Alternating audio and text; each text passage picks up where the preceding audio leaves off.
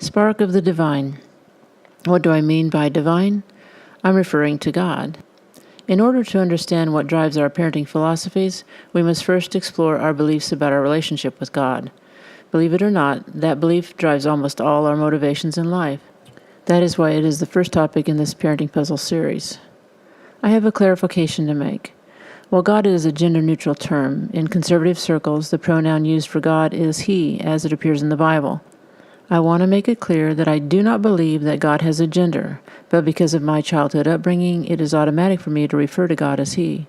So rather than fight my automatic use of He for God, I'm going to use that pronoun with the understanding that I believe God is gender-neutral, and actually without human form.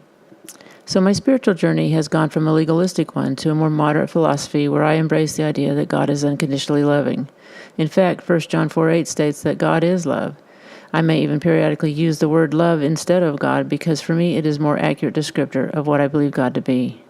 I believe at times we limit God by our imaginations and words since we are limited as humans, but for me God is bigger than humanity, bigger than anything we can imagine. In fact, I often ask my clients 3 questions about God to demonstrate how we tend to humanize Him. Question 1, can you surprise God? Question 2, can God be disappointed? Question 3, does God have expectations? I believe the answer to all 3 is no. Surprise, disappointment, and expectations are all human characteristics we learn from our parents and have attributed to God. But if God is God, He is bigger than our parents. When God is that big, then His opinion of us is trustworthy and reliable, and His evaluation of us is always good. Let me explain further. I've been on a spiritual journey all my life. I was raised, like so many Christians, to believe God is someone who is disappointed when we sin and happy when we don't.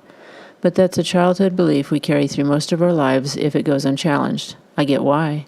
When teaching children about this intangible concept called God, adults often start simple with concepts children can understand, like disappointment and happiness regarding their behavior, because their tangible parents show those emotions frequently.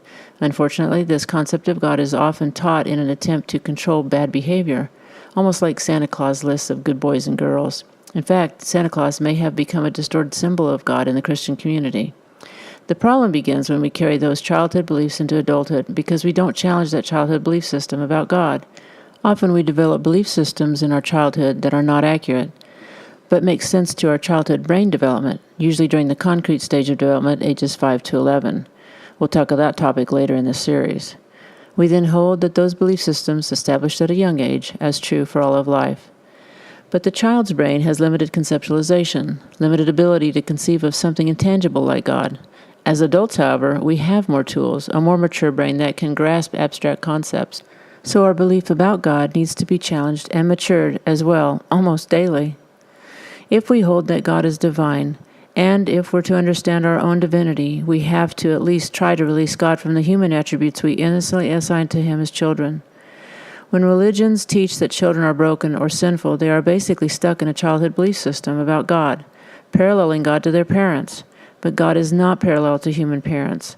This belief, however, significantly affects parenting philosophies and actions.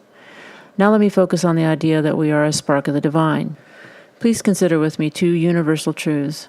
God is divine and eternal, not human, so bigger than our human emotions. And 2, as humans, we are all born and we all die. Life is not something the body gives us, but something given to the body from somewhere or someone bigger than humanity, someone eternal. To support this idea, consider that when we die, life leaves the body, but the body remains behind. So the body is not the source of life, but simply the container of life for a short time. You could even go back to conception and see microscopically that the 2 cells that join to form a human have life in them because the host is alive. The same cells exist in dead bodies, but have no life in them to create life. So the truth is, life comes from life. If God is bigger than humanity and eternal, then God is the source of life. I believe God is divine, meaning good, and if life from good is breathed into you, then you are also good. I realize that there will be many challenges and disagreements with my conclusions, and we can certainly argue if you like, but more importantly, please consider how your belief system influences your parenting skills. To begin developing a healthy parenting philosophy, it is important to recognize what we believe about God, and thus about ourselves and our kids. If you want to challenge yourself, ask a simple question. What happens in you and your relationship with your children when you believe your child is born broken or sinful? How do you feel about them? and yourself. If you have a concept of God, ask yourself, what do you believe about God? Is God good? Does God have a good heart, or is God mean and punitive? What you believe about God is what you will believe about yourself and your children. In fact, a clue for you of what you believe about God is what you believe about yourself. And consequently, what you believe about God and yourself is how you treat other people in your life, including your children. If you believe God is good, but your children are born sinful or broken, that is often a contradictory logic that can cause internal conflict, which often gets taken out on the smallest and weakest of us, our children. Please consider that if life comes from life, and God is the source of life, and if God is good, that life is in your child. Some may argue that while God is good, the human body is what makes us sinful. That might be comparable to saying that a car runs according to its appearance, and that is not true. I've seen immaculate-looking cars sitting in junkyards because they don't run, and I've seen beat-up body cars run just fine on the roads, though they may not be pretty to look at. Our body is a vehicle, nothing more, nothing less. Our value is under the hood, so to speak, in our divinity. Developmental psychology has shown us that the brain goes through many stages of growth. What might appear to parents like bad or evil behavior may in fact simply be a brain developmental stage, not evil intent. Usually the interpretation of evil comes from the parents who themselves may have assigned to their child their own negative heart motivations, but can't admit it. That is a defense mechanism called projection. It is a topic for later in our parenting puzzle series. Bottom line, believing your child has a spark of the divine in them can change how you respond to their developmental milestones and experimentation of this new and interesting world they are exploring. This leads us to the next parenting puzzle piece, story.